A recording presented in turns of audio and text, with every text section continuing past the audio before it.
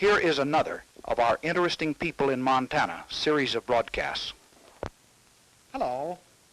On our Interesting People in Montana broadcast today, this gentleman beside me, Jean Sullivan, was buried under an avalanche for 8 hours, and he's here to tell about it tonight. But first, Jean, before we get on talking about being buried under an avalanche, when did you first come to Montana? I was born in Montana. Well, I guess that settles that. But as I understand it, when you were about 15, your folks moved on land up, which is now in Glacier Park, but it wasn't in Glacier Park at that time. Is that right? That's right. Glacier Park became a park in 1910. We went in, my father homesteaded in there in 1908. And this was up near Pole Bridge, wasn't it? No, it was just about halfway between Old Belton, which is West Glacier now, and Pole Bridge. It's just 11 miles north of the Old Belton. I see. And that was what year again? 1908. And the Glacier Park became a park in 1910. 1910, May 1910. Well, in 1908, when you first went up there, was there a lot of game around? A lot of good fishing? A lot of game? Oh yes, Ed. There was a lot of it. There was, well, the way it is today and the way it was then is I couldn't tell you. You wouldn't believe it. But what happened, we don't know.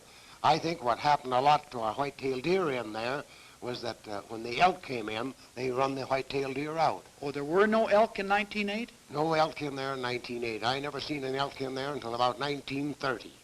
And where did the elk come from? They came from Canada. Came down from Canada? Came down from Canada, yes. That was after it was made a park. In other words, hunting maybe drove them down? Well, no, I think just migration. You see, just across the Canadian line there from the park, there was no settlement in there. There was a little oil outfit, and that was all that was in there. See. And I think they just kept migrating and just keep coming south. And what about fishing? Well, fishing, you'd have to get behind a stump to put a hook on. In 1908? In 1908, yes. And how long did the fishing stay good? Well, the fishing stayed good up until about 10 years ago. And since then? Since that, it's been decreasing very fast. Well, now, when your folks first took up the homestead there in 1908, what was it? Raising cattle principally, and hay? Well, yes, that's how my father went in there. We had a place down below Columbia Falls called Bad Rock. I see. And we was on the ranch there, and he was raising cattle. We didn't have enough ground down there, too, so we went up there, or he did, and homesteaded there so he could get more grazing. Now, that gave him 160 acres then. 160 acres on the homestead. And then after it became a park, what was your situation about running cattle out beyond the 160 acres? Well, then we had to get a permit. We got a permit from the Park Service.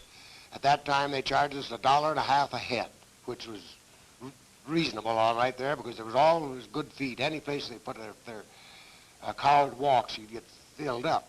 I see. And they held that until I think along about 1928 or 29. I see. And then the Interior Department, or the Park Service, they began to feel that they were going to try to make a little bit more park out of it. And we was notified that we had to cut down 10% every year.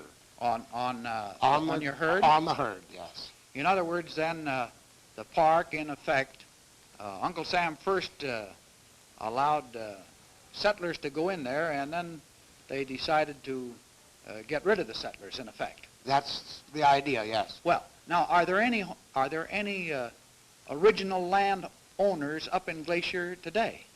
One. One? One. A fellow named Charlie Schoenberg. He's got his place up on the Big Prairie, just above Pole Bridge, about 3 miles. And he's one of the old original homesteaders. One of the old originals, yes. Now, what about the other land that other homesteaders had?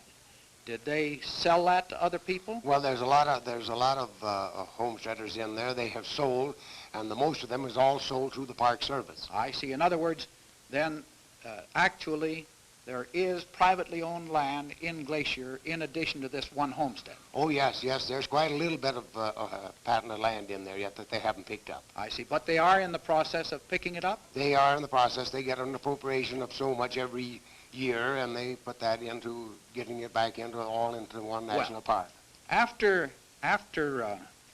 they started in reducing your herd, you decided then to get out of the farming or ranching or cattle business then, in effect. Well, that was it, and it was pretty lucky, too. And then you went to work with the park. I went to work for the Park Service, but coming back there to getting rid of that, I was just lucky on that. I see. That was in 1932. I see. I shipped 3 carloads of cattle into Spokane, and they netted me $28 a head. Well, that's some difference than it is today yes. On the price of cattle. Yes. That was 1932, $28 a head. $28 a head. I got 3 cents for the bull.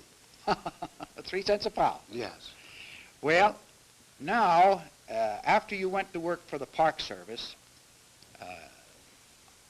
what did you do? I know that in the spring of the year you cleaned out the road over Logan Pass. That was sort of a yearly affair. Yes. But what did you do in the summertime? Well, of course, in the summertime, I was the head of the maintenance of all roads in Glacier National Park.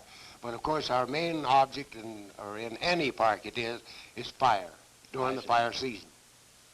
And as a rule, they have quite a few fires. They have a very good organization set up now. It's a lot different than it used to be a few years ago. Well, in talking about fires, what's some interesting experience that you had fighting fire? Well, of course, on fighting fire, there's always an experience.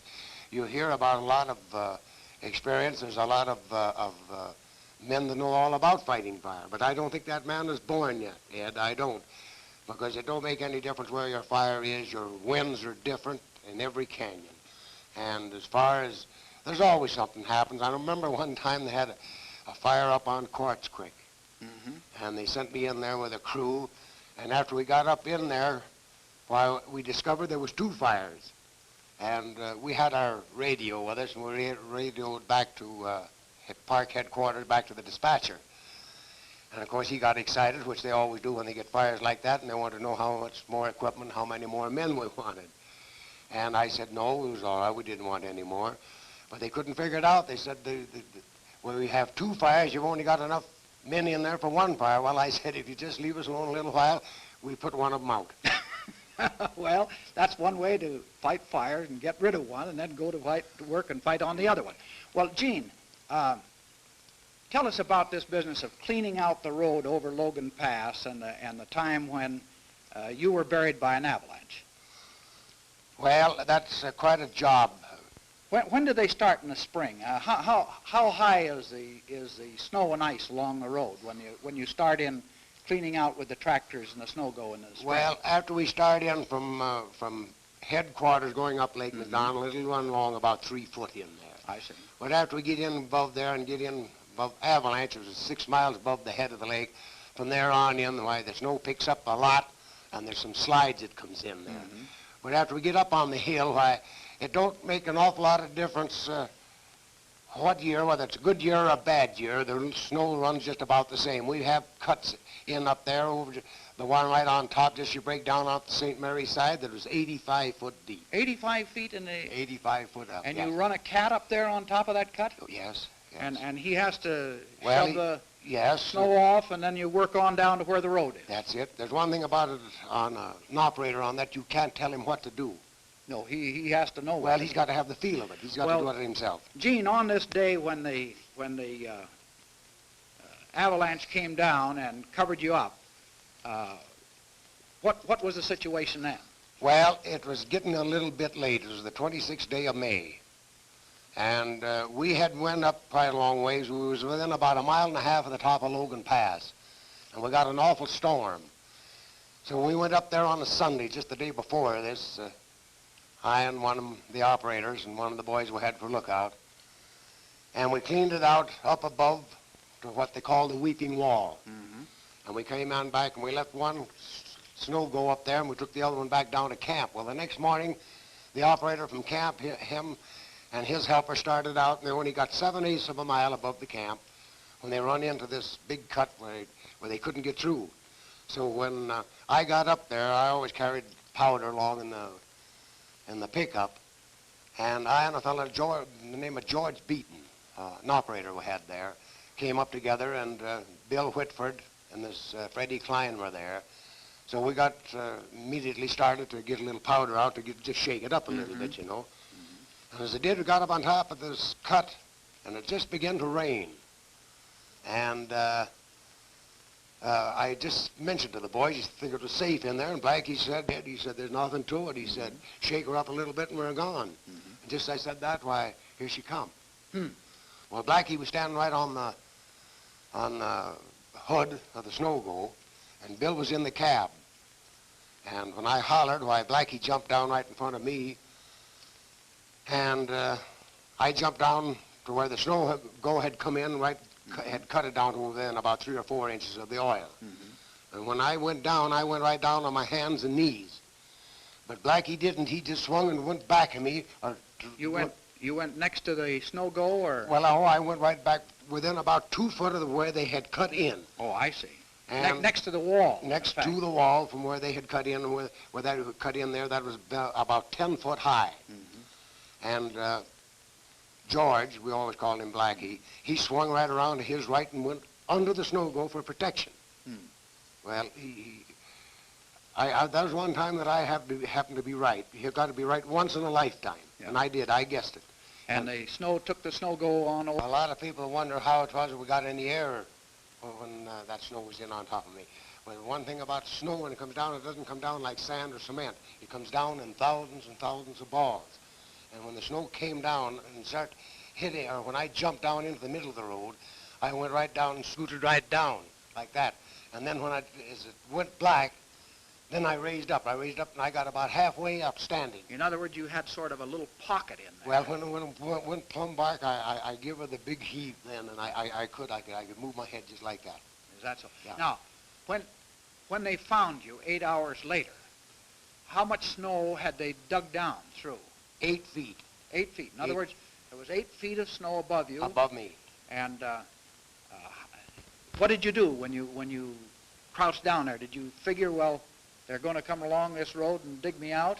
Well, you know, there's a lot of things that there's people wonder, how did they find you? Well, anybody that ever worked up there, worked anything around that kind of stuff, there's only 2 places that a person could be. One is down over the hill, and I was too old and lazy to go down there and walk back up. So I stayed right in the middle of the road, and I was right for once in my lifetime. Well, there's a lot to think about. How long were you conscious? Do you have any idea? I've got no idea. It might have been 10 minutes, might have been a half hour, it might have been an hour and a half. But she was a long time to me. But I figured things out pretty good. Always been a good Christian, you know. I reviewed my sins and I didn't have any, and so I said, I know that the Park Service will get me. Well, that's one way to look at it. What was the first thing that you remember when you came to? Well, what I remember when I first come through, that's another hard thing I don't like to say too much, because being such a good Christian, when I come through, I heard this strange noise, and when I did open my eyes, I opened them very little at a time.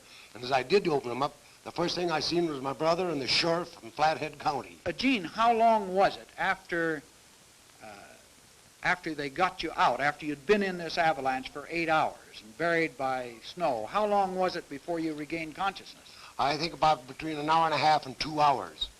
And what was when you started in coming back to this world, what was the first thing you said or did or saw? What took place?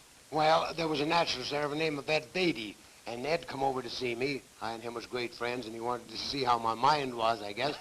So after I'd taken a little peek first, and you mean you just opened your eye and very little. I was afraid I might see somebody with horns on. But after I'd done that, then when Ed asked me that question, why, he asked me if I knew that fellow standing there at the foot of the bed, and I said, yes. I said, I think I know him. And he says, who is it? I said, I think it's old Gabriel. And who was it? It was my brother. But I'll have to give this, I want the world to know the work and what the National Park Service done on that day, the way they worked. And for a man by the name of Apgar, Dimey Apgar, that was working up there on the crew on that day, and Dr. Bennett of Columbia Falls. And Apgar, is he related to whoever it was that the town of Apgar at the foot of McDonald Lake was named for? He's his son. He's his son. Well, you've just met and visited with Jean Sullivan, who went up with his folks as a homesteader there on the west side of Glacier Park before it was a park. He's living in Eureka now, and he was buried for 8 hours in an avalanche and was here today to talk to you and tell you about it. This has been another in our series of interesting people in Montana. This has been a presentation prepared by the Greater Montana Foundation.